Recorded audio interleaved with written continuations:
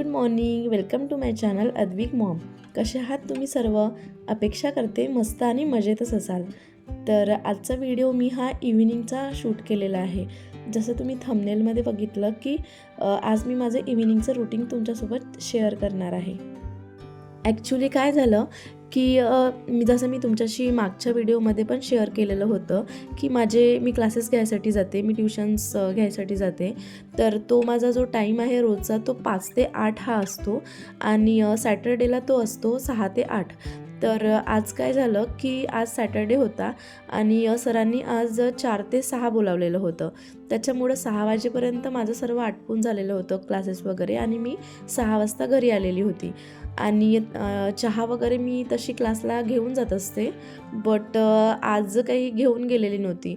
मग तिकडून आल्यानंतर सगळ्यात जे महत्त्वाचं आहे ते म्हणजे चहा मी बनवून घेतला, कारण मला चहा पिल्याशिवाय अशी एनर्जी येत नाही आणि माझे मिस्टर काही चहा घेत नाही. त्याच्यामुळं मला माझ्या एकटीसाठी चहा बनवावा लागतो.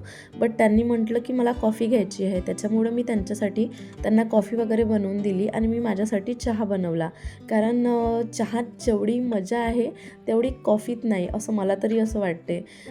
कोण कोण माझ्याशी रिलेट करते चहाच्या बाबतीत ते मला कमेंट करून नक्की सांगा.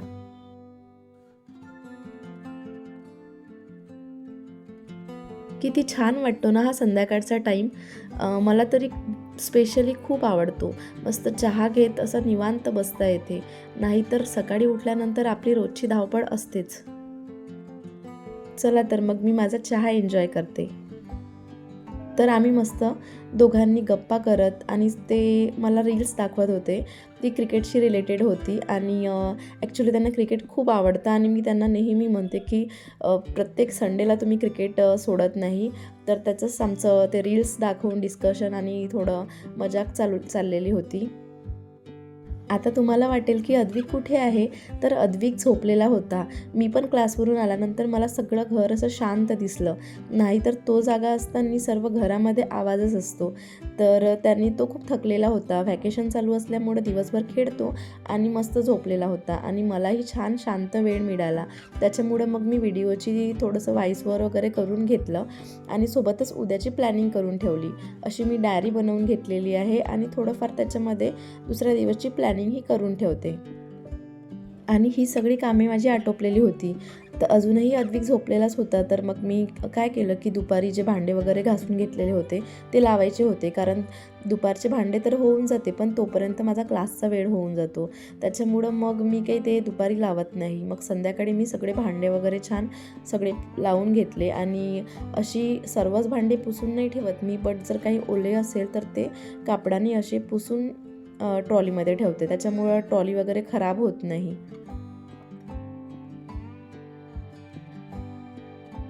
भांडे लावून झाल्यानंतर जे रिकामं टोपलं होतं ते सुद्धा मी खालीच ठेवून दिलं, कारण स्वयंपाक झाल्यानंतर, जेवण झाल्यानंतर पुन्हा भांडे हे वॉश करायचेच होते. कारण ज्या दिवशीचे जर त्या दिवशीच आपण वॉश केले ना तर दुसऱ्या दिवशी जास्त आपल्याला टेन्शन राहत नाही आणि खास विशेष म्हणजे आपले जे किचन आहे, आपलं बेसिन आहे ते खराब होत नाही. तर आजचा माझा साधा सिंपल मेनू होता तो म्हणजे मसाला खिचडी. आता तुम्ही म्हणाल की कितीदा तू खिचडी बनवते? तर वीकमधून 2दा तरी खिचडी आमच्याकडे असतेच. तर एक कधीतरी साधी खिचडी किंवा मग आता मसाला खिचडी. खरं तर ही मसाला खिचडी आहे, बट लहान मुलांसाठी पण आपण बनवू शकतो. कारण काही काही जे मुलं असतात व्हेजिटेबल्स खात नाही, तर त्यांच्यासाठी तर खूप छान आहे. सर्व प्रकारच्या डाळी मी याच्यामध्ये ॲड करते, ज्या अवेलेबल असेल त्या, आणि आपण व्हेजिटेबलसुद्धा याच्यामध्ये ॲड करू शकतो. जर लहान मुले खात असेल तर त्यांच्यासाठी आपण तिखट वगैरे कमी टाकायचं किंवा मसाला स्किप करायचा. मसाला जरी स्किप केला तरी पण खूप छान टेस्टी बनते. तुम्ही पण लहान मुले असतील तुमच्या घरामध्ये तर नक्की ट्राय करून बघा, खूप छान बनते.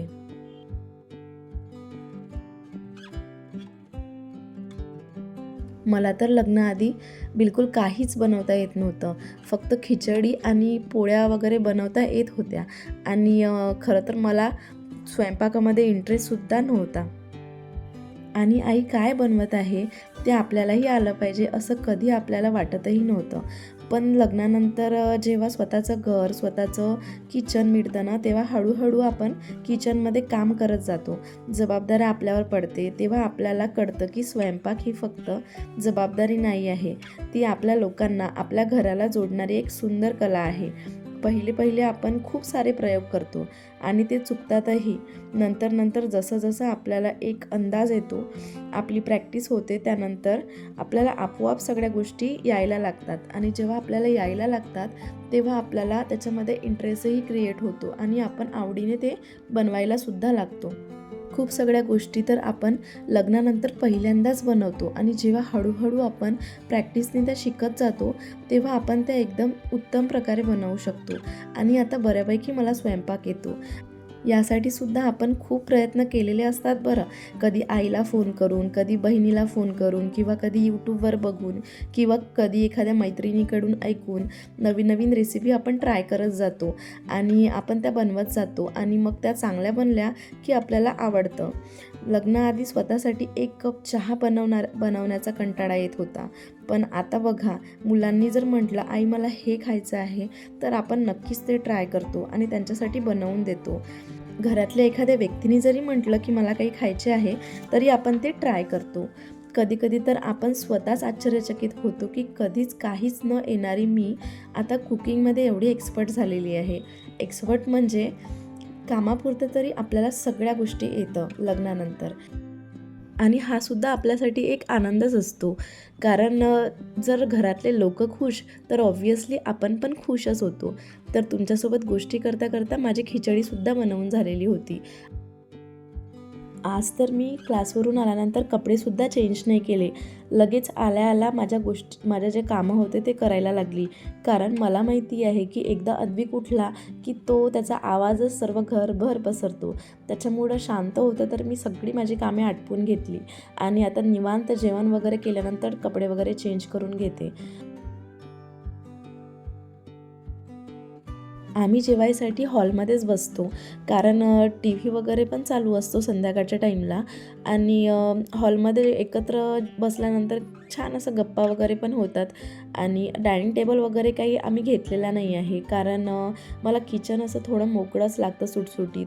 त्याच्यामुळं आम्ही हॉलमध्येच जेवण करतो. बट फ्युचरमध्ये जर असा विचार झाला तर घेऊ आम्ही डायनिंग टेबल छोटासा. आणि एक टीपॉयसुद्धा घ्यायचं आहे हॉलमध्ये. कारण हॉल तरी बऱ्यापैकी व्यवस्थित मोठा आहे आणि अद्विकला सध्या तरी पूर्ण हॉल गाडी चालवायसाठी किंवा खेळायसाठी लागतो. त्याच्यामुळं आम्ही काही अजूनपर्यंत घेतलेला नाही आहे. बट फ्युचरमध्ये आम्हाला टीपॉयसुद्धा घ्यायचं आहे. तर इथे आमचं साधं सिंपल असं मस्त रात्रीचं जेवण वगैरे आम्ही करून घेत होतो. आणि आज रोजच्यापेक्षा आजचं जेवण हे लवकर झालेलं होतं. कारण रोज तर मी येतेच 8 वाजता, त्याच्यामुळं 15 मिनटं तर मी बसते आणि मग स्वयंपाक वगैरे करते. 9पर्यंत रोजचं आमचं जेवण होऊन जाते. बट आजचं जेवण आमचं 7:15 वगैरे झालेलं होतं. आणि त्याच्यानंतर काय, तर जे गॅसचा ओटा आवरणं वगैरे होतं. आज तर ओट्यावर काही पसारा नव्हता जास्त, कारण मी आज खिचडी बनवल्यामुळं जास्त काही पसारा झाला नाही. आणि तसंही मी कोणताही पोळी भाजीचाही स्वयंपाक करते तेव्हा ट्राय करते की जेव्हा ज्या काढलेल्या वस्तू त्याच वेळी आतमध्ये जर ठेवल्या तर जास्त मग आपल्याला स्वयंपाक वगैरे झाल्यावर आवरावं लागत नाही. तर मी नेहमीच असं ट्राय करते. आणि पोळ्या करताना तर खाली पेपर वगैरे घेते, त्याच्यामुळं जास्त असा ओटा कणकीनी वगैरे भरत नाही. आणि त्याच्यानंतर मग मी भांडे वगैरे पण वॉश करून घेतले, कारण कसं की दुसऱ्या दिवशी आपणच मग फ्री होऊन जातो. दुसऱ्या दिवशी भांडे घासायची आपल्याला गरज पडत नाही आणि इझिली आपण बाकी कामांना लागू शकतो. त्याच्यामुळं सगळं भांडे वगैरे क्लीन वगैरे करून घेतले. आणि बेसिनसुद्धा छान राहतं, स्मेल पण येत नाही कुठलाच. आणि हे असं मी लिक्विड बनवून घेतलेलं आहे. यामध्ये मी बेकिंग सोडा टाकला थोडा, आणि व्हिनेगर, आणि त्याच्यानंतर आपलं जे लिक्विड असतं, लिक्विड वॉश करायचं, तर ते त्याच्यामध्ये ॲड केलं. असं मी बनवून घेतलेलं आहे सोल्युशन, कारण नेहमी काही पॉसिबल होत नाही. त्याच्यामुळे हे असं मी बनवून घेते, 4 ते 5 दिवस यूज करते आणि पुन्हा मग बनवते. तर हे सगळं स्प्रे करून घेतलं, यानी छान असं क्लीन होऊन जातं आणि असा खराब असा स्मेलसुद्धा येत नाही.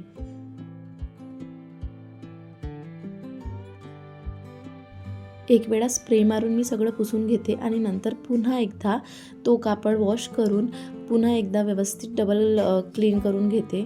जेणेकरून जो काही स्मेल असेल तो काहीच राहत नाही. आणि त्याच्यानंतर ज्या गॅसच्या ओट्यावरच्या ज्या टाईल्स वगैरे असतात त्यासुद्धा मी पुसून घेते.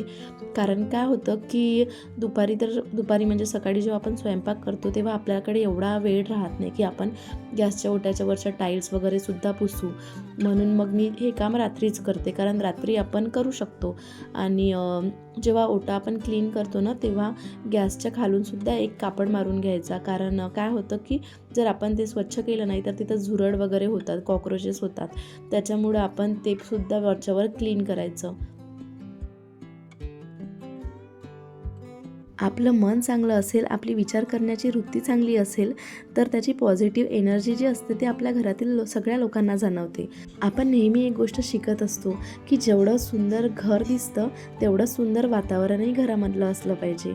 सुंदर घर आणि सुंदर मन आणि सुंदर घरामधलं वातावरण हे सर्व ठेवणं आपल्याच हाती असते. घर जर नीट चालायचं असेल तर स्वतः व्यवस्थित असणं खूप महत्त्वाचं आहे.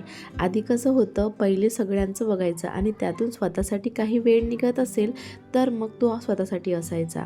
पण आता जग बदललं आहे, सर्व बदललं आहे. त्याच्यामुळं आपल्यासाठी स्वतःसाठी वेळ हा तितकाच महत्त्वाचा आहे. आपण जर स्वतःला मागे टाकलं तर शरीर थकून जातं. आणि मग तुम्हीच बघा ना, एनर्जीसुद्धा आपल्याकडे कुठून येणार? तर त्याच्यासाठी आपण स्वतःची सुद्धा काळजी घेणं तितकंच महत्त्वाचं आहे. तर आता मी थोडा फेसवॉश वगैरे करून घेते आणि क्रीम वगैरे लावून घेते, लोशन.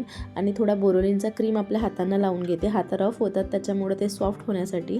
आणि इथेच आजचा व्हिडिओ संपवते. तुम्हाला व्हिडिओ जर आवडला असेल तर व्हिडिओला लाईक करा. चॅनलवरती नवीन असाल तर चॅनलला सबस्क्राईब करा. सो भेटूयात अशा नेक्स्ट इंटरेस्टिंग व्हिडिओमध्ये. तोपर्यंत स्वतःची काळजी घ्या. So take care friends and bye.